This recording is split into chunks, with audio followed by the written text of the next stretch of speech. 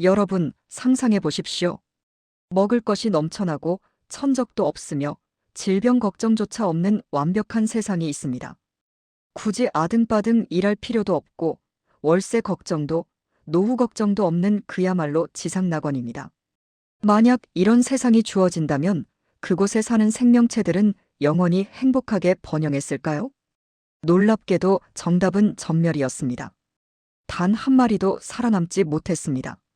이것은 소설이나 영화 속 이야기가 아닙니다. 1968년 실제로 진행되었던 과학실험, 이른바 유니버스 25 프로젝트의 결말입니다. 더 소름 끼치는 사실이 무엇인지 아십니까? 이 실험 속에서 관찰된 멸망 직전의 징후들이 2025년을 살아가는 지금, 우리 인류의 모습과 너무나도 똑같다는 점입니다.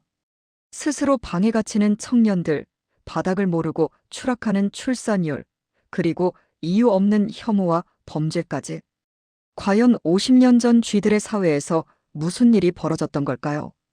과학자 존 카룬이 우리에게 경고하려 했던 인류 멸망의 시나리오를 지금부터 낱낱이 파헤쳐 보겠습니다. 이야기는 1968년 미국의 국립정신건강연구소에서 시작됩니다. 생태학자 존 카룬 박사는 가로 세로 2.7m 크기의 거대한 상자를 만들었습니다. 그는 이 상자를 유니버스 25라고 불렀습니다. 쥐들을 위한 25번째 우주라는 뜻이었죠. 이곳은 말 그대로 천국이었습니다. 쥐들이 가장 좋아하는 온도가 24시간 유지되었고 깨끗한 물과 최고급 사료가 무한대로 제공되었습니다. 고양이나 독수리 같은 천적은 당연히 없었고 전염병이 돌지 않도록 철저한 위생관리까지 이루어졌습니다. 이론상으로는 쥐 3,840마리가 아주 쾌적하게 살 수 있는 넉넉한 공간이었습니다. 카룬 박사는 이 낙원에 건강한 암수쥐 4쌍, 총 8마리를 풀어놓았습니다. 처음엔 어땠을까요? 쥐들은 말 그대로 파티를 벌였습니다. 먹이는 넘쳐나고 위협은 없으니 그들의 유일한 관심사는 번식이었습니다. 이 시기를 폭발기라고 부릅니다. 쥐의 개체수는 정확히 55일마다 2배로 늘어났습니다. 8마리가 16마리가 되고 순식간에 600마리를 넘어섰습니다. 상자 안은 활기로 가득 찼고 가족들은 오순도순 모여 살았습니다. 겉으로 보기에는 그야말로 완벽한 유토피아의 성공처럼 보였습니다. 하지만 개체수가 600마리를 넘어서면서부터 이상한 기류가 감지되기 시작했습니다. 아직 물리적인 공간은 충분했습니다. 먹이도 여전히 무한대였습니다. 그런데 쥐들의 행동이 기괴하게 변해가기 시작한 겁니다. 무슨 일이 벌어진 걸까요? 카룬 박사는 이 현상을 행동의 늪, 영어로는 비헤이비어럴 싱크라고 불렀습니다. 쉽게 말해 물리적인 공간은 남아있지만 사회적인 공간이 꽉 차버린 겁니다. 첫째, 사회적 역할이 사라졌습니다. 과거 야생에서는 수컷 쥐들이 가족을 지키고 먹이를 구하기 위해 투쟁해야 했습니다. 하지만 이곳엔 먹이가 널려 있습니다. 지킬 필요가 없어진 거죠. 게다가 개체수가 너무 많아지다 보니 젊은 쥐들이 사회에 진입할 자리가 없었습니다. 기존의 우두머리 쥐들은 늙어서도 자리를 비켜주지 않았고 할 일이 없어진 젊은 수컷들은 의욕을 잃고 무기력해졌습니다. 둘째, 공격성이 폭발했습니다. 자신의 역할을 찾지 못한 수컷 쥐들은 스트레스를 받기 시작했습니다. 그들은 집단 한가운데로 몰려나와 아무 이유 없이 지나가는 다른 쥐들을 공격했습니다. 영역을 지키기 위한 싸움이 아니라 그저 짜증과 분노를 표출하는 묻지 마 폭행이었습니다. 꼬리를 물어뜯고 피를 보는 잔혹한 일들이 일상화되었습니다. 셋째, 가정의 붕괴가 일어났습니다. 수컷들이 가족을 보호하지 않자 그 부담은 고스란히 암컷들에게 넘어갔습니다. 새끼를 지키기 위해 암컷들은 예민하고 공격적으로 변해갔습니다. 그런데 이 공격성이 도를 넘어섰습니다. 스트레스를 견디지 못한 어미 쥐들이 자신의 새끼를 물어 죽이거나 젖을 떼기도 전에 둥지 밖으로 내쫓아버리는 일이 벌어진 겁니다. 모성애마저 파괴된 것입니다. 이 혼란스러운 지옥도 속에서 가장 충격적인 집단이 등장합니다. 카룬 박사는 이들을 아름다운 존재들이라고 명명했습니다. 이들은 주로 갓 태어난 젊은 수컷 쥐들이었습니다. 그들은 이 미친 세상에서 싸우기를 거부했습니다. 그렇다고 짝짓기를 하거나 사회적 관계를 맺으려 하지도 않았습니다. 그들이 하는 일은 딱 3가지뿐이었습니다. 먹고 자고 자신의 털을 다듬는 것. 다른 쥐들과 싸우지 않으니 몸에 상처 하나 없이 털이 반질반질 윤기가 났습니다. 그래서 아름다운 존재들이라 불렸습니다.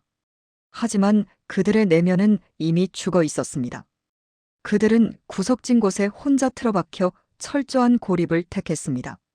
다른 쥐가 다가오면 피했고 암컷 쥐가 있어도 전혀 관심을 보이지 않았습니다. 오로지 자기 자신, 자신의 외모와 안위에만 집착했습니다.